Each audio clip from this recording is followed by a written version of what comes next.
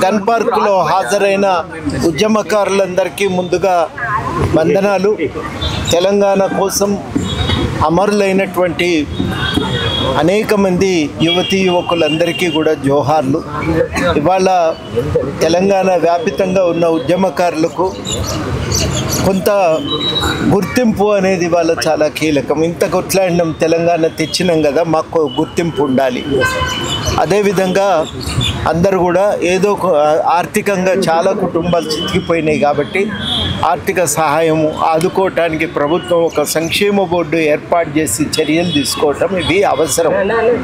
ఈ విషయాలను ఉద్యమకారులందరి తరఫున కౌన్సిల్లో లేవనెత్తడం కూడా జరిగింది. నాతో పాటుగా ఎల్ రమణ గారు కూడా ఈ విషయం పైన వాళ్ళు ప్రస్తావన తీసుకొచ్చారు. కాబట్టి ఈ చర్చ 2 సార్లు, ప్రస్తావన 2 సార్లు కౌన్సిల్లో జరిగింది. ఇవాళ ప్రభుత్వానికి కూడా ఈ విషయాలను మేము తెలియజెప్తూనే ఉన్నాం.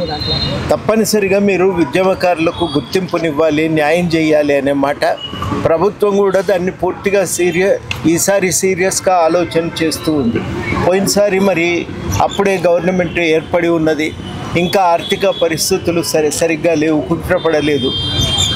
ఈ నేపథ్యంలో ఇవాళ అందరం కూడా కోరుకునేది ఏంటంటే ప్రభుత్వ ఆర్థిక పరిస్థితి అందరికీ అర్థమవుతూనే ఉంది.